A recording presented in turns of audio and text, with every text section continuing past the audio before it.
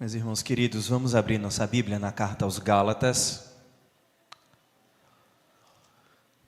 Epístola de Paulo aos Gálatas, capítulo 1, meus irmãos. Gálatas, capítulo 1. Farei a leitura dos versos de 1 a 9, do versículo 1 até o versículo 9. Acompanhe a leitura, meus irmãos, com reverência, com fé na palavra do nosso bom Deus.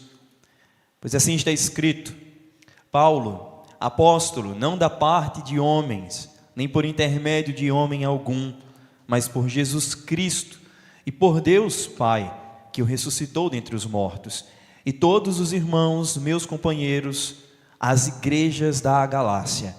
Graça a vós outros e paz da parte de Deus, nosso Pai, e do nosso Senhor Jesus Cristo, o qual se entregou a si mesmo pelos nossos pecados, para nos desarraigar deste mundo perverso, segundo a vontade de nosso Deus e Pai, a quem seja a glória pelos séculos dos séculos. Amém.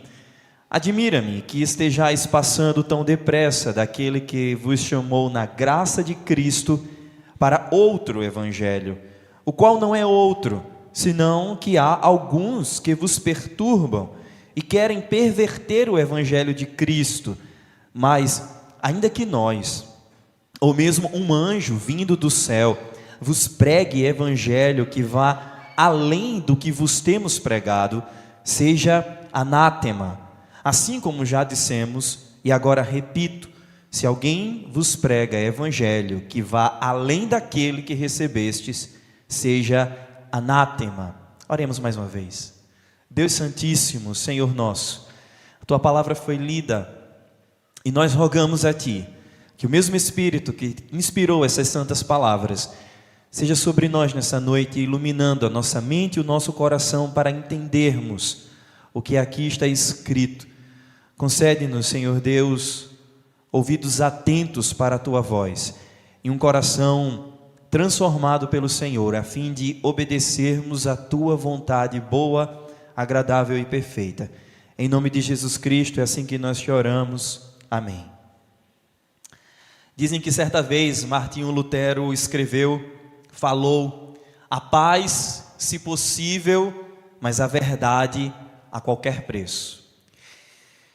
Amados irmãos, hoje nós estamos dando início a uma nova série de exposições, a nova série de sermões expondo a carta de Paulo aos Gálatas.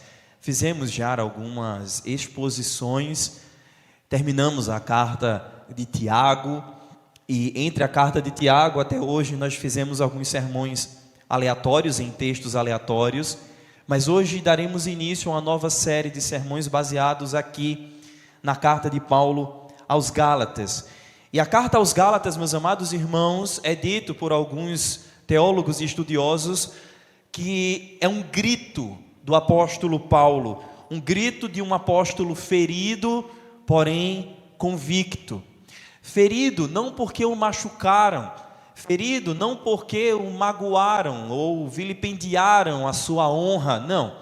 Ferido porque o evangelho de Jesus Cristo tinha sido corrompido no meio do povo de Deus, a quem essa carta é destinada.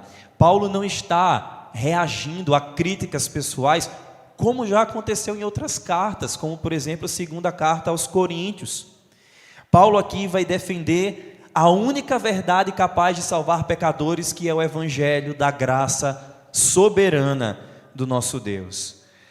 O motivo para nós voltarmos os nossos olhos para essa carta, meus amados irmãos, e que me fez escolher esta carta para a nova série de sermões, é porque eu creio que temos vivido exatamente num tempo muito semelhante ao tempo desses irmãos Gálatas.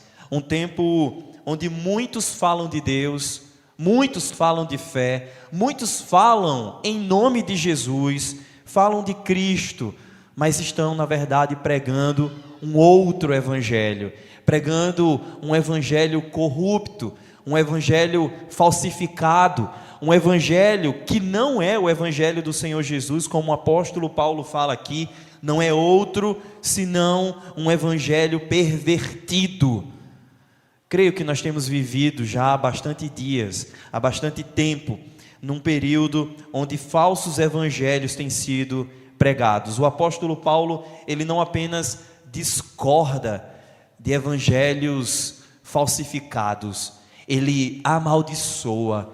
A palavra anátema, ela é repetida nesse trecho da carta 2 vezes, no versículo 8 e no versículo 9. Se algum evangelho diferente do evangelho de Jesus Cristo for anunciado, seja o evangelho e seja o pregador do evangelho falsificado, amaldiçoado, anátema. Por isso, meus amados irmãos, nessa noite eu quero enfatizar com vocês a verdade de que não existe outro evangelho. Não há outro evangelho a não ser o evangelho da graça do nosso Senhor e Salvador Jesus Cristo. Ainda num tom de contextualização, essa carta ela foi escrita nas primeiras décadas da nossa era, provavelmente entre os anos 48 e 55 depois de Cristo.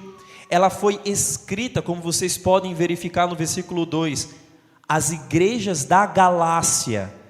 E aqui cabe uma explicação muito importante para que você grave e não perca, especialmente para as próximas exposições, não somente para essa. A Galácia não era uma cidade, não era uma região pequena, limitada como, por exemplo, a cidade de Corinto, a cidade de Éfeso, a cidade de Tessalônica.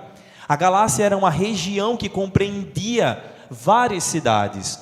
Alguns críticos trazem a polêmica para definirem qual região da Galácia, ou para qual região da Galácia o apóstolo Paulo tinha escrito essas cartas, tendo em vista que ao longo da história, a Galácia foi uma região que ao longo do tempo foi crescendo ao ponto de você ter uma Galácia do norte e uma Galácia do sul. Nós veremos ao longo das exposições que provavelmente a região sul da Ásia Menor, a Galácia do sul, foi então o destinatário dessas cartas. Cidades como Icônio, Listra e Antioquia foram destinatários dessa carta. E essas cidades, meus amados irmãos, não são cidades quaisquer, não são cidades aleatórias. O livro de Atos dos Apóstolos, no capítulo 14 especificamente, conta para nós como foi a passagem do apóstolo Paulo com Barnabé, pregando o evangelho nessas cidades. Eles foram perseguidos por judeus, eles foram açoitados por homens, eles foram usados como objeto de idolatria, confundiram eles dois com deuses romanos. Essa região é uma região gentílica, mas que conhecia o Deus dos judeus, o Deus da Escritura, por meio dos judeus que ali habitavam, judeus que tinham se espalhado na dispersão de muitos anos atrás. Paulo escreve essa carta para irmãos que ouviram o Evangelho de Jesus Cristo verdadeiramente sendo anunciado.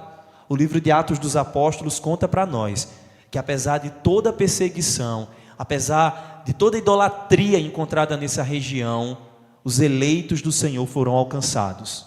A graça majestosa, a graça maravilhosa do Senhor se manifestou naquela região e salvou muita gente.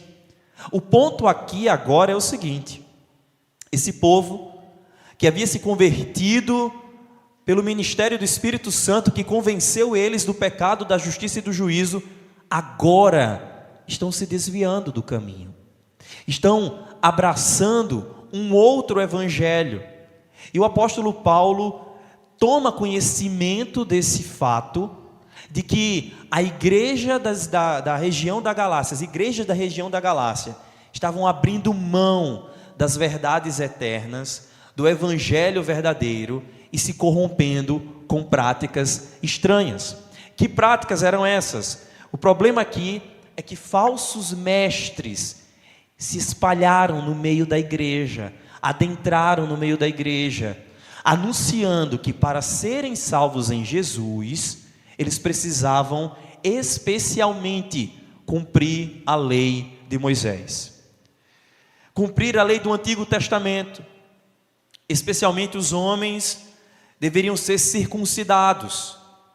A lei cerimonial que tinha se cumprido em Cristo Jesus deveria ser novamente observada. Não comer carnes sacrificadas a ídolos, não comer carne de animais impuros e seguir toda aquela dieta judaica. Colocaram esse jugo, esse fardo sobre a igreja, e o problema não foi só o anúncio desse falso evangelho pelos falsos mestres. O problema é que as igrejas da Galácia começaram a abrir caminho e espaço para abraçarem essa mentira. O apóstolo Paulo vai contar que, num determinado momento, precisou repreender até mesmo o apóstolo Pedro. O apóstolo Pedro, ora se comportava de uma maneira com crentes gentílicos, ora se comportava de maneira completamente diferente quando estava com crentes de origem judaica. O apóstolo Paulo repreende o apóstolo Pedro por essa vida dúbia, por essa postura que não é coerente com o evangelho da graça, que não é coerente com as instruções e com a palavra de salvação que o Senhor Jesus então assim nos deu. Logo, meus amados irmãos, nesse tom de contextualização, fortalece então aquilo que eu quero meditar com vocês nessa noite. Não existe outra palavra de salvação, não há outro evangelho dado aos homens, a fim de que nós sejamos salvos. Somente o evangelho de Jesus Cristo. E note, em primeiro lugar, nos 2 primeiros versos, a palavra nos ensina que o verdadeiro evangelho não vem de homens, mas vem de Deus. Paulo se apresenta nos 2 primeiros versículos, e você pode verificar isso na sua Bíblia. Ele diz que ele é apóstolo, não da parte de homens, nem por intermédio de homem algum, mas por Jesus Cristo e por Deus Pai, que o ressuscitou dentre os mortos. O apóstolo Paulo, ele não está simplesmente dando uma carteirada, dizendo: olha, eu sou apóstolo, eu tenho autoridade, vocês devem me ouvir e se submeter à minha voz. Não, ele está lembrando o seu chamado. O chamado do apóstolo Paulo é de ser enviado para pregar o evangelho. O apóstolo aqui era aquele que é enviado para pregar o evangelho, pregar as boas novas. E isso não brotou no coração do apóstolo Paulo da noite para o dia. Nós sabemos muito bem como se deu a conversão do apóstolo. O livro de Atos, mais uma vez citando aqui, registra para nós em diversos momentos como se deu a conversão de Saulo, e então de perseguidor da igreja passa a ser então proclamador do evangelho da salvação em Jesus Cristo. Ele não simplesmente decidiu seguir a Cristo, mas depois de um forte e impactante encontro com Cristo, torna-se então servo do Senhor Jesus para anunciar o evangelho da salvação em Jesus Cristo. Logo, meus amados irmãos, quando Paulo cita aquilo que ele é, e aquilo que ele é não vem da parte de homens, nem por intermédio de homem algum, mas pela soberana vontade do Senhor revelada em Jesus Cristo, ele já traz para nós os argumentos necessários para que nós entendamos. A palavra de salvação não é uma ideia humana. O evangelho de Jesus Cristo não é uma filosofia, uma ideologia, uma palavra de político, uma promessa que você encontra hoje e amanhã desaparece. A palavra do Senhor Jesus é a palavra de Deus. O evangelho da salvação não é uma criação humana, mas vem dos céus para nós. É a palavra do nosso Criador, é a palavra do nosso sustentador, é a palavra do nosso Senhor, dada para que nós creiamos nela. E por crer na palavra do Senhor, crer em Jesus Cristo, assim somos salvos. Paulo defende sua autoridade apostólica não porque ele precisa de defesa. Não é o apóstolo que está sendo machucado, não é o apóstolo que está sendo ferido, é o evangelho de Jesus Cristo que está sendo maculado pela postura dessa igreja, pela postura desses crentes. Se o apóstolo foi comissionado diretamente por Jesus Cristo ressurreto, o evangelho também foi dado pelo Senhor Jesus Cristo, a sua igreja, a fim de que nós recebamos como palavra do Senhor. E não cabe, não tem espaço, nem temos autorização para mudar, para acrescentar, para corromper ou retirar alguma parte do Evangelho. É a palavra de Deus. Ai daqueles que acrescentarem o mínimo sinal gráfico existente na palavra de Deus. Ai daqueles que retirarem algum trecho dessa palavra. A palavra do Senhor, o Evangelho da salvação, ele é completo, ele é perfeito, ele é imutável e ele é inegociável. Note que a palavra nos diz: foi dado por Deus que o ressuscitou dentre os mortos. O Evangelho é a revelação do Deus que tem poder para ressuscitar mortos, que tem poder para transformar em nova todas as coisas velhas, todas as coisas passadas. Por isso, meus amados irmãos, Paulo começa essa carta com um tom muito sério. Ele traz para nós os argumentos de que o Evangelho não é uma ideia humana, mas é a palavra de Deus dada para nós. Se você voltar os seus olhos especialmente para o verso 11 e o verso 12, especialmente o versículo 12, ele diz: porque eu não o recebi, nem o aprendi de homem algum, mas mediante revelação de Jesus Cristo. Essa é a natureza do Evangelho. Essa é a natureza do verdadeiro Evangelho. Não é pastor que inventa, não é líder religioso que ensina porque aprendeu de si mesmo. É porque a palavra do Senhor, revelada a nós por Cristo Jesus, nos ensina qual é a palavra da salvação. O Evangelho que nós pregamos e que nós vivemos, meus amados, precisa vir das Escrituras, precisa vir da palavra de Deus. Nós não podemos seguir opinião, tradição, cultura, por mais bonito, por mais agradável, por mais conveniente que seja. Meus pais sempre fizeram assim, meus pais sempre foram daquela religião, meus pais sempre foram daquela igreja, a minha família é tradicional nesse estilo de vida. Eu não posso abandonar, eu não posso deixar de fazer, eu não posso deixar de viver. Nós precisamos fazer uma análise no nosso tempo, da nossa postura, das nossas falas e daquilo que nós dizemos crer. Porque se a nossa fé não está baseada, fundamentada no Evangelho da graça em Jesus Cristo somente, nós estamos perdidos. Se você tira o Evangelho, você perde tudo. Se você tira Cristo do centro da sua vida, você perde todas as coisas.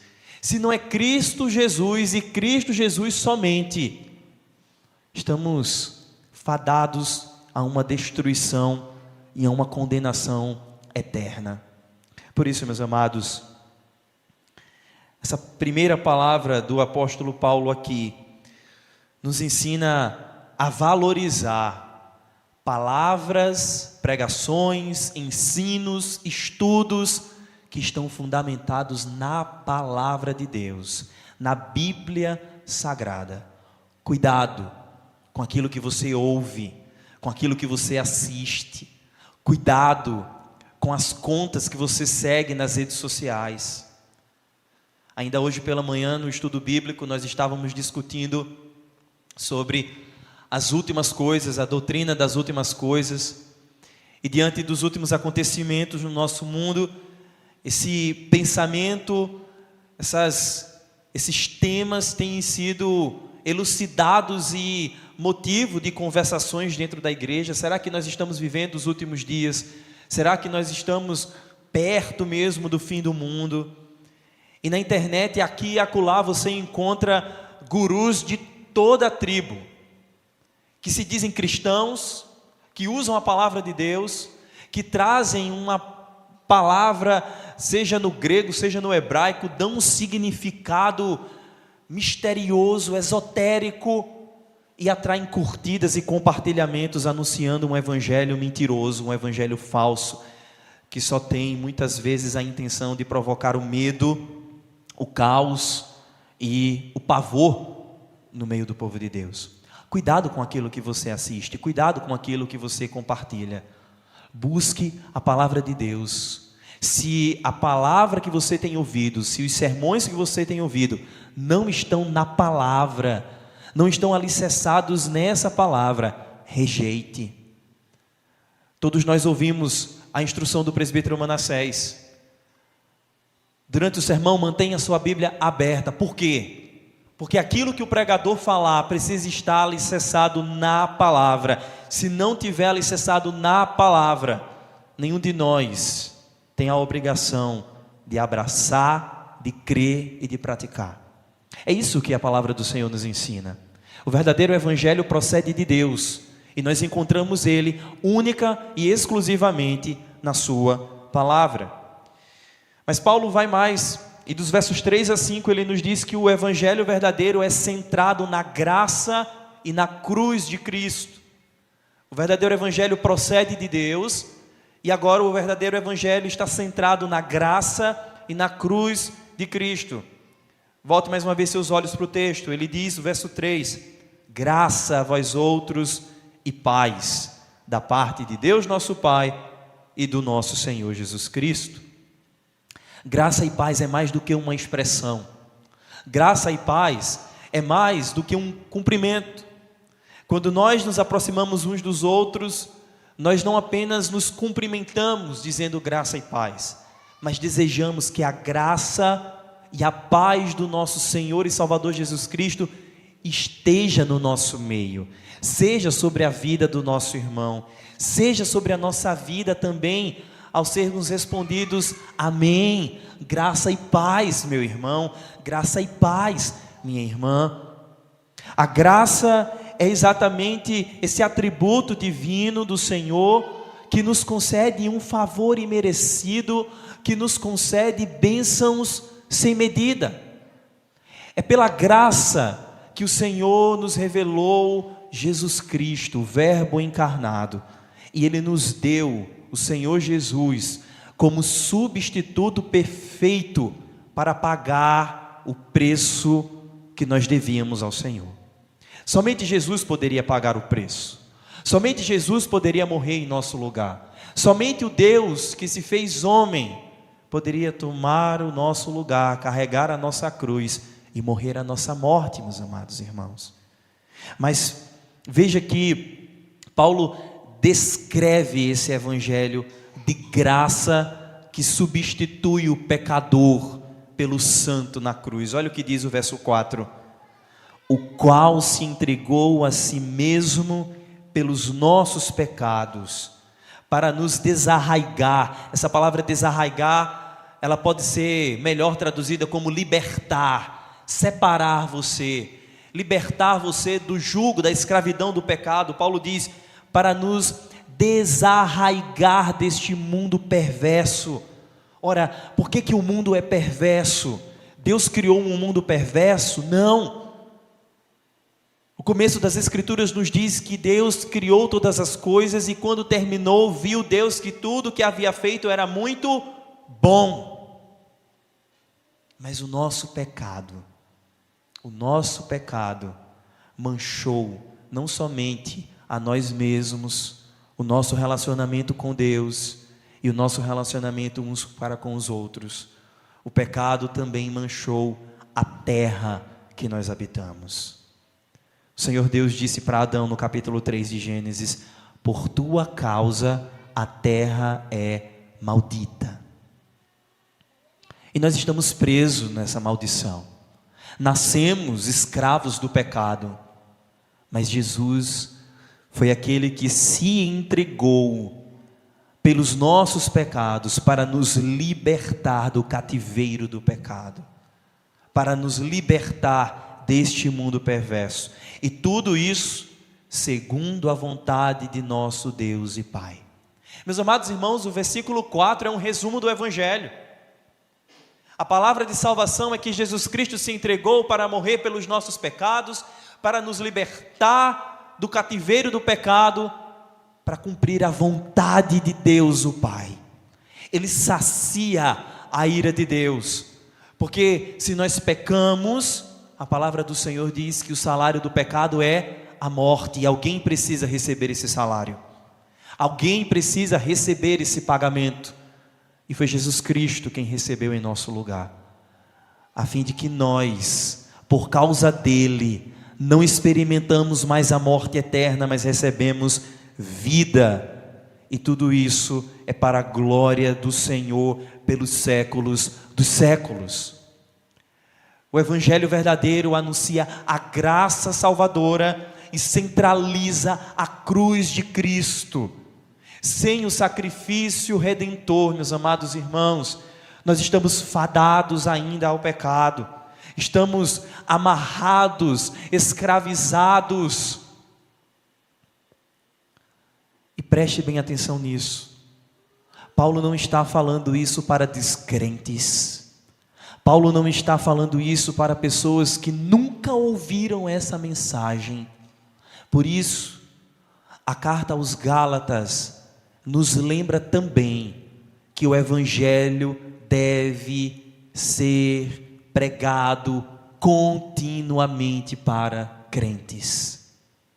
Talvez você pense: pastor, eu já sei disso, pastor, eu já ouvi isso, eu já aprendi isso na classe de catecúmenos, na classe de discipulado. Eu anuncio, eu prego o Evangelho, eu evangelizo a minha casa, eu evangelizo no trabalho, eu entrego um panfleto, eu trabalho aqui com a SAF, com os diáconos, com a UPH, a gente tem se esforçado diligentemente para pregar o Evangelho, mas a carta aos Gálatas, ela nos ensina que nós precisamos, antes de pregar o Evangelho para outros, pregar para nós mesmos, porque há uma tendência no nosso coração, há uma inclinação manchada pelo pecado no nosso coração, que nos empurra para longe da cruz de Cristo, que nos empurra para um lugar aonde a graça salvadora e maravilhosa de Deus é ofuscada diante dos nossos olhos. E ao invés de vermos a cruz de Cristo, onde toda a nossa angústia, onde todo o nosso mérito se cala, nós passamos a dar ouvidos à nossa própria força, à nossa ideia, ao nosso estilo piedoso de vida, ao nosso procedimento adequadamente religioso. E diante disso, Paulo passa então a nos lembrar que se a cruz de Jesus não estiver no centro da nossa vida, o moralismo, o legalismo passarão a tomar conta do nosso coração. Você vai começar a pensar que você é salvo por causa do seu desempenho. Você vai acreditar e vai ensinar a outros também que para ser e fazer parte de uma igreja saudável é necessário cumprir alguns requisitos. Requisitos esses que não estão fundamentados na palavra. Requisitos esses que você, os seus, e seja lá quem for, inventaram, abraçaram, adotaram e agora insistem para que outros assim também o pratiquem. Paulo nos ensina que uma igreja saudável mantém a cruz de Cristo no centro. Lembra-se diariamente que não é por minha força, não é porque brotou fé no meu coração espontaneamente, é porque o Senhor me alcançou com graça, é porque a graça me alcançou, é porque o dom divino da fé foi derramado em minha vida, o Espírito me regenerou, o Espírito me fez experimentar a adoção do Pai, e hoje por Jesus Cristo eu sou filho de Deus, pela graça salvadora. Eu olho para a cruz e eu vejo que sem Cristo nada posso fazer. O evangelho verdadeiro procede de Deus, ele está centrado na graça e na cruz de Cristo. E tudo que for diferente desse evangelho não é uma variação, mas é uma maldição. Volte seus olhos mais uma vez. O apóstolo está admirado. Ele diz: admira-me que estejais passando tão depressa daquele que vos chamou na graça de Cristo para outro evangelho. Veja, Paulo está admirado, e essa admiração o leva a argumentar com os crentes da Galácia num tom ainda muito parecido com os discursos que provavelmente aqueles crentes já tinham ouvido. O discurso de um novo evangelho, uma nova vida sendo anunciada, um novo estilo de vida sendo pregado, um novo pensamento que vai destravar você e fazer com que você prospere nesse mundo. Uma palavra que vai desbloquear tudo aquilo que tem travado o seu desenvolvimento humano. Uma outra palavra, um outro evangelho, uma outra salvação. Porque o que vocês viram, ouviram e acreditaram até agora não está dando jeito, não está funcionando, não serve. Paulo começa com essas mesmas palavras, mas ele rapidamente corrige. Veja, o versículo 7 diz: o qual não é outro evangelho. Olha a denúncia: senão que há alguns que vos perturbam e querem perverter o evangelho de Cristo. O apóstolo Paulo não trata isso, meus amados irmãos, não trata esse evento no meio das igrejas da Galácia como sendo uma simples diferença doutrinária. É uma outra denominação que chegou, é uma outra igreja que abriu as portas agora na rua. São crentes também, não é? Eles se dizem filhos de Deus, eles se dizem seguidores de Cristo, não é? É uma outra denominação? Não. O apóstolo chama eles de perturbadores. Pessoas que pervertem o evangelho. Perverter o evangelho é mudar o evangelho, é falsificar o evangelho. Ilustrações de falsificações são muitas, meus amados irmãos. Como é triste quando você, infelizmente, é pego ainda com dinheiro falso na carteira. Eu sei que essas ocorrências têm diminuído cada vez mais com o nosso poder financeiro, sistema financeiro cada vez mais sendo digitalizado. O Pix parece que tomou conta de tudo, e é uma bênção muitas vezes, não é? Lembrando que hoje tem cantina da SAF e tem Pix, tá? Então, se você tem vivido isso, né? Infelizmente acontece ainda hoje de você cair num golpe, ter um dinheiro falso, e é tão triste, é tão vergonhoso. Mas não só dinheiro falso. Imagine você comprando uma roupa, comprando um bem material, e você acha que é de uma marca X, quando chega na sua casa não é. Tá aí as grandes lojas varejistas na internet, com preços bem baratinhos, e você jura que é daquela marca. Está mais barato. Quando o correio entrega na sua casa, não é tão parecido com aquela marca. A qualidade é outra. Você bota no pé, anda 3 passos, o solado está descolando. Que estranho. Não é desse jeito. É triste, meus amados irmãos, experimentar de coisas falsificadas. É triste experimentar de coisas que foram pervertidas. É uma perturbação. É uma agonia. E é isso que o apóstolo Paulo identifica que está acontecendo no meio dessas igrejas. Esse povo está sendo perturbado pela falsificação do evangelho. Um evangelho falsificado não traz paz. Um evangelho falsificado rouba a paz. Um evangelho falsificado não salva. Um evangelho falsificado condena. Um evangelho falsificado não tem poder de transformar. nenhuma vida. O evangelho falsificado só tem poder de matar e de espalhar morte e maldição. É essa a linguagem que Paulo traz aqui para nós.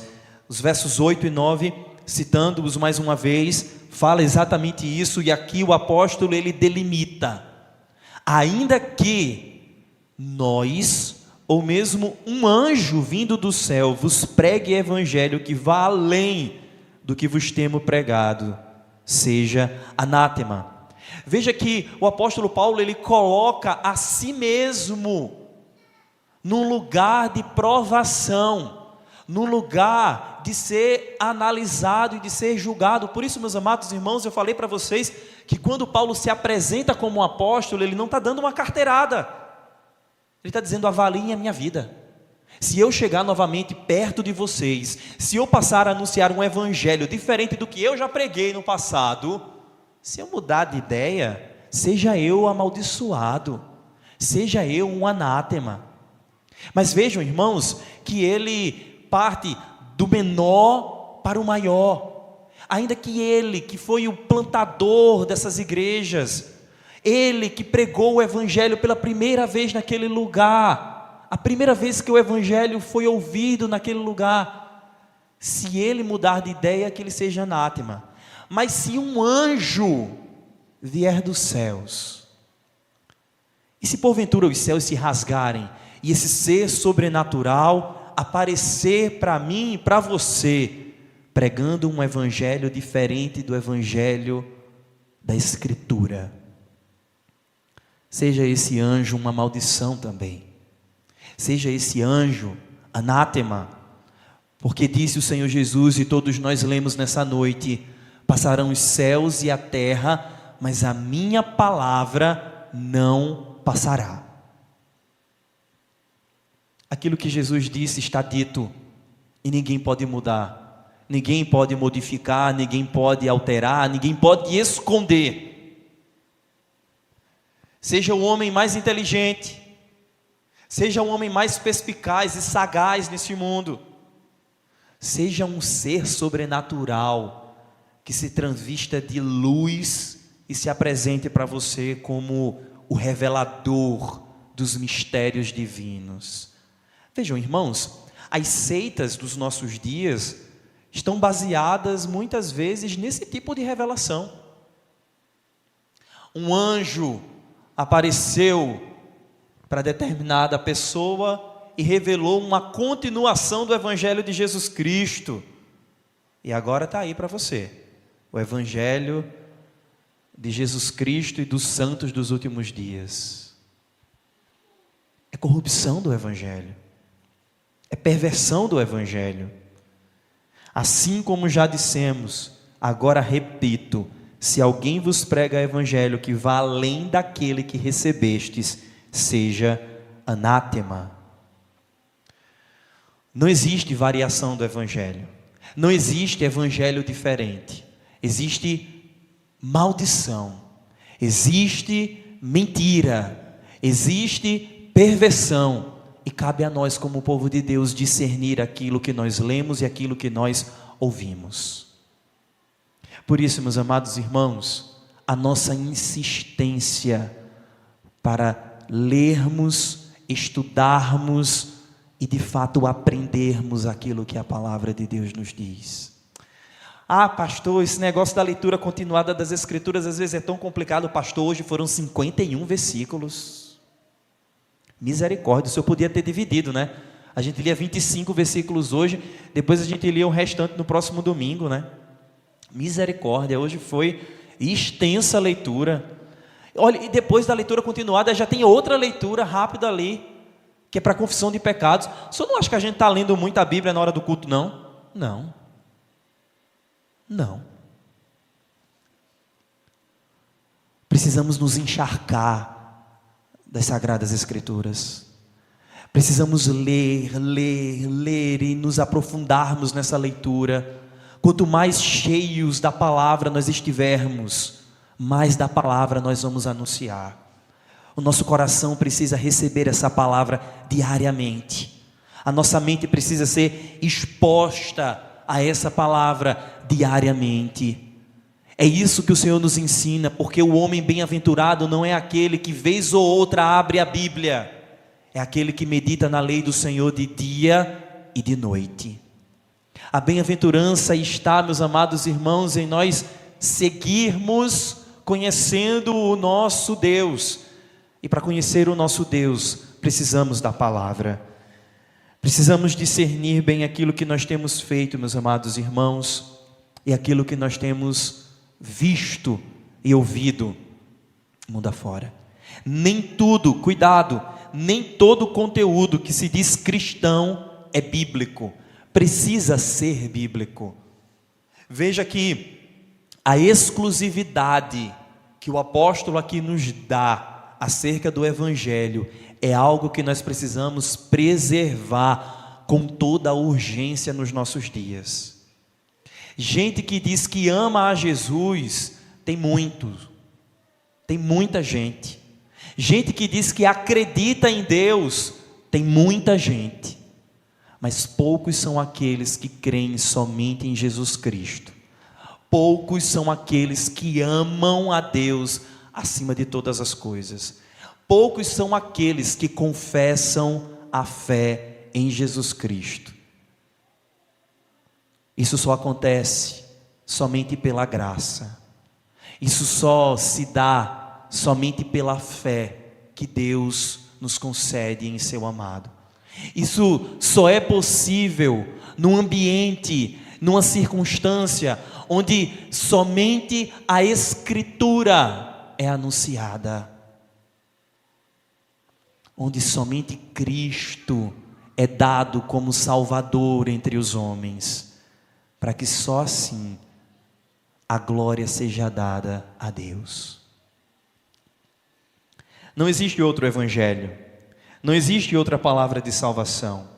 Precisamos ser vigilantes, meus amados irmãos, e essa vigia que nós precisamos exercer, ela começa em nós mesmos, começa também dentro de casa, com aquilo que nós ensinamos aos nossos filhos, com aquilo que nós conversamos dentro de casa, com aquilo que nós pensamos acerca da vida, a leitura que nós fazemos nos nossos dias. Será que temos visto e aplicado o Evangelho e proclamado esse Evangelho a começar de dentro dos nossos lares? Vejam, nessa semana nós terminamos a campanha de oração pelas famílias. Foram 50 dias orando pelas famílias. E agora, pastor, parou de orar pela família? Não, continuamos a orar pelas famílias. Mas veja, é urgente a volta que nós precisamos fazer ao Evangelho dentro de nossas casas, dentro de nosso lar, porque às vezes é uma televisão ligada, despejando dentro da sua sala mentiras horrorosas acerca do Evangelho de Jesus Cristo. Às vezes é o seu celular tocando aquilo que o seu ouvido absorve e vai para o seu coração ensinando mentiras, e é ali no dia a dia que essa conversão, que esse Evangelho precisa mais uma vez ser pregado.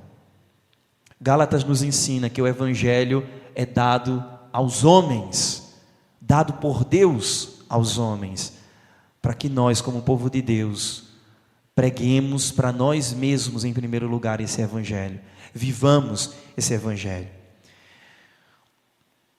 Essa palavra ela nos leva a um lugar de humildade, meus irmãos, porque não é pelo nosso esforço, não é pelo nosso trabalho, não é porque você veio hoje para a igreja presbiteriana de São Martim. É porque Jesus morreu na cruz. Vocês estão ouvindo a palavra ser pregada e em breve nós veremos a encenação da palavra na ministração da ceia do Senhor. Foi porque o corpo de Cristo foi dado em nosso favor. Foi porque o seu sangue foi derramado em nosso favor que nós fomos salvos. Portanto, não há espaço para egoísmo, não há espaço para meritocracia, não há espaço para a glória humana. Abandonemos, meus irmãos, toda tentativa de merecer o favor de Deus. Não existe barganha. Você trouxe o seu dízimo, você entregou sua oferta, glória a Deus. Deus não nos deve nenhum favor por isso ou aquilo. E em último lugar, sejamos claros, não só na nossa vida, mas também naquilo que nós anunciamos para o mundo lá fora. Precisamos ser testemunhas fiéis do Senhor, rejeitando as fábulas, rejeitando as teologias estranhas, pregadas e anunciadas em cada esquina, todo tipo de distorção religiosa, emocional ou moralista. Pregue Jesus Cristo, pregue a graça salvadora, abra a Bíblia, marque os versículos mais importantes que te dão esse passo a passo do anúncio do Evangelho. Se você não se lembra de muitos versículos, grave Gálatas 1, versículo 4, está aqui o resumo do Evangelho. Jesus Cristo se entregou a si mesmo pelos nossos pecados, para nos libertar deste mundo perverso, segundo a vontade de nosso Deus e Pai. Claro, sucinto, em menos de 30 segundos você lê isso e você fala isso para qualquer pessoa. Seja claro no anúncio do Evangelho, porque um Evangelho sem cruz, um Evangelho sem graça, um Evangelho sem a substituição de Jesus Cristo, não é Evangelho. Não há outro Evangelho, a não ser o Evangelho da salvação somente em Jesus. Por isso, meus amados, preguemos esse Evangelho, a começar em nós, para nós mesmos. Fale para você, fale para o seu coração, faça como o salmista: porque estás abatida, ó minha alma. Fale como o salmista, mas diga também assim: porque estás desejosa de outras palavras, ó minha alma. Espera no Evangelho, confia no Evangelho, somente Ele tem poder para nos salvar. Essas são as palavras de vida eterna que nós encontramos em Jesus Cristo. A Ele, portanto, a glória para sempre. Amém.